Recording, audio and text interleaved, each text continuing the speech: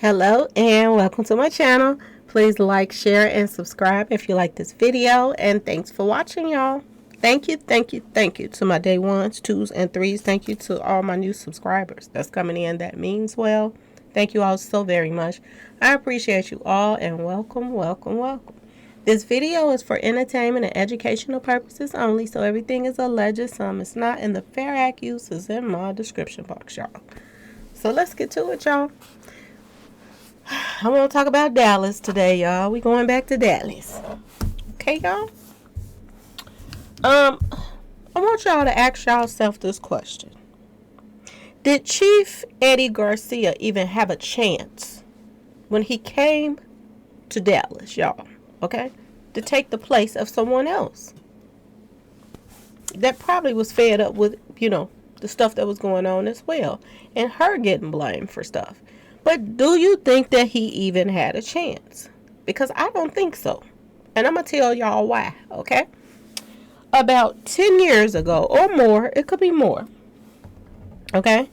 There was two really bad, okay, street associates, y'all, that was running things.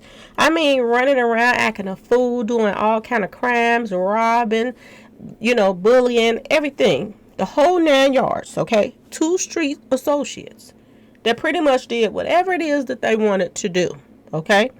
One was the Ski Mask crew, okay? The other one was the DF Dub crew, okay, y'all? I hope I'm saying it right. All right, y'all? Now, word on the street is, so I'm going to say alleged, Trap was in the DF Dub crew, okay, y'all? And they were some just really wild teenagers that just was running the streets, acting a fool, doing whatever they wanted to do, y'all. Okay? Now, let's fast forward some years later when these teenagers became adults. Okay, y'all? Word on the street is the same members of the street association that Trap Boy Freddy was running with, Trap Boy Freddy brought them to the table to John Wiley Price. This is what I'm hearing. Damn, look at them glasses. They thick. No, let me stop playing, because when I tease people about their glasses, then I can't see. That don't make no sense. But y'all, this is what I'm hearing. I'm hearing that Trap brought these guys that he was running the streets with, wreaking havoc on people, okay? Had people scared and all kind of stuff. These same members, y'all, Trap brought to the commissioner. And guess what he did with these street associates, ex-street associates, which was still street associates, okay? He gave them jobs, y'all.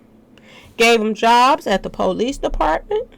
Gave them jobs all around the state and city of Texas, okay? Dallas, Texas, y'all. So, yes, it's a whole bunch of these guys that were street associates. Because I'm also hearing that another particular person is a street associate, too. The guy that runs the Mount Rose Church, the bishop, he was a street associate, too, y'all, okay? Robert Gomez, them daddy. The one that goes with the police officer. And the one that, allegedly his son was on the expressway that day that Mo3 was taken out too. Okay? So, you see where all these ties tie in here at? Now, word on the street is, okay, so I'm going to say alleged. These ex-street associates that was out here raising hell, y'all, they are now members of the police department. Ain't that something, y'all? Not only are they members of the police department, they are members of, work for the Secretary of State and all of this stuff, okay, y'all? I am hearing that John Wiley Price put these members in high position jobs so that he could stay where he is. Now it's making sense to why he keeps getting voted into office and nobody wants him. Okay?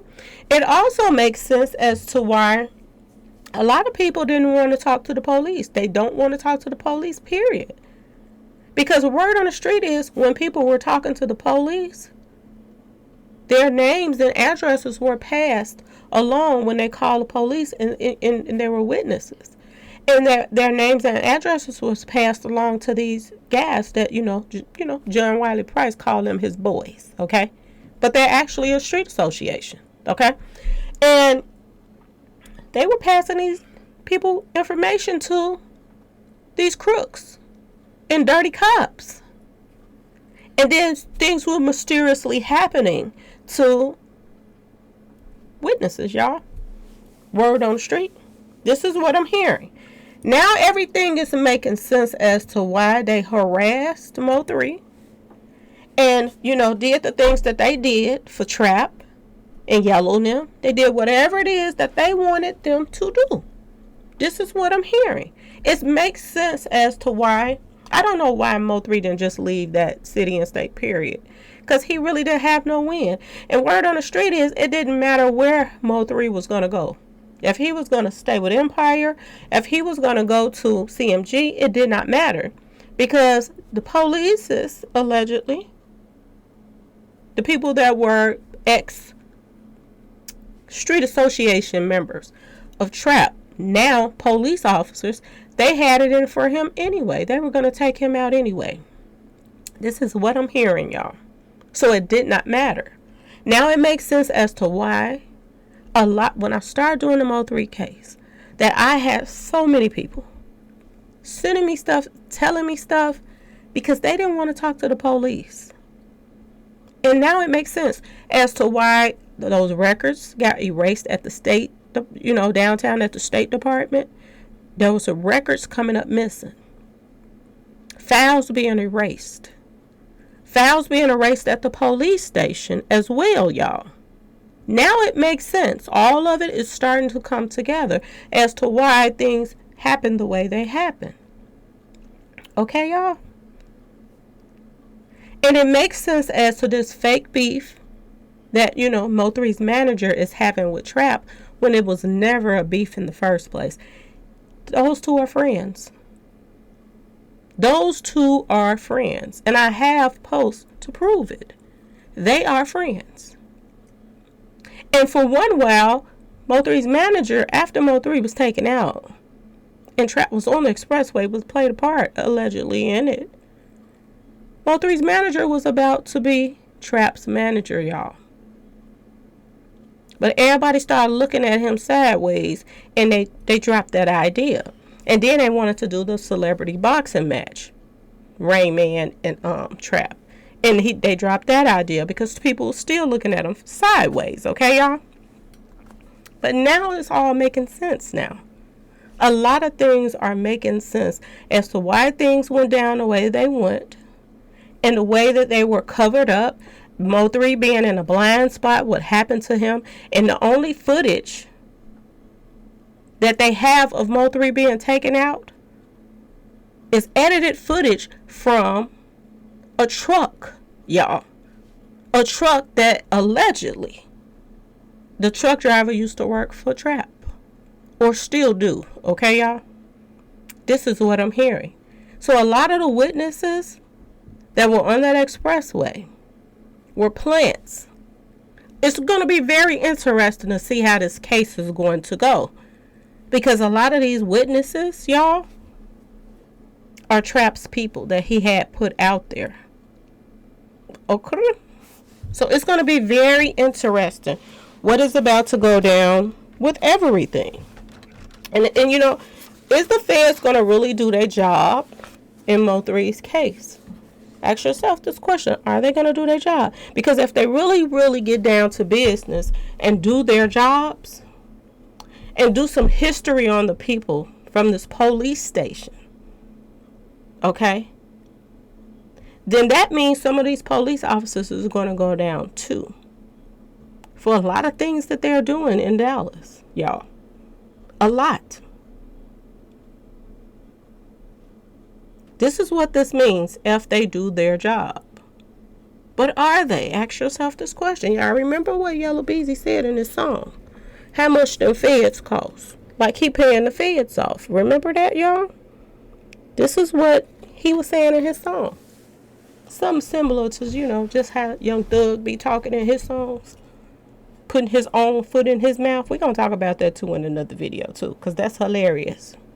Okay? But this is why these guys get away with so much. Okay? Is Yellow about to beat this case? We know that they want to, they could be just pretending like they're doing some work. Or they could be on him right now. And ask yourself this question. If Yellow goes down, if he actually gets some time, is he going to tell what happened to Mo 3? So he can get some of that time knocked off. Because we all know he'll snatch his family up and move somewhere and get away from them after he trick. We all know this. We all know he's soft. It ain't no I beat him up by myself when he go to jail this time.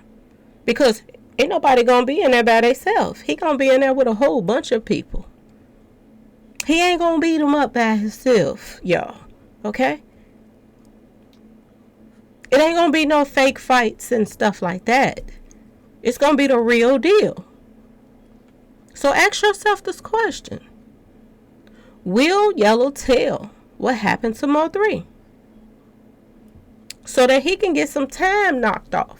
Or do some kind of deal, y'all. Ask yourself this question. Okay? Because, inquiring minds want to know. Okay, y'all? Anyway, y'all, please like, share, and subscribe if you like this video. Oh, I wanted to mention one more thing. I wanted to mention about, remember the feds came to John Wiley Price's house? And he beat the case? And people were wondering why he beat that case. Remember, y'all? Is it because he got so many police officers planted all over the place? And not just the police officers. He, like I said, he got them in all these other high job positions. And is this why they always a step ahead of the feds, y'all? Is it time for the feds to do some homework on some of these police officers in the police department in Dallas? Is it time for them to do a little homework and see where they grew up and what street association they were in when they grew up? Because I just see that as a conflict of interest. If they all grew up in the same neighborhood and hung out with Trap them, and these are the same people that's arresting him and letting him get away with stuff, but still arresting Mo 3 when he was going to do a show that he was booked to do. I don't understand why his family and them ain't suing the police department for some of this stuff. Because they could, y'all. They was harassing that man. He had paperwork saying he was supposed to perform. But he was arrested that day. Okay? Because of this right here. Okay, y'all? Anyway, please like, share, and subscribe if you like this video. And thanks for watching, y'all. Peace.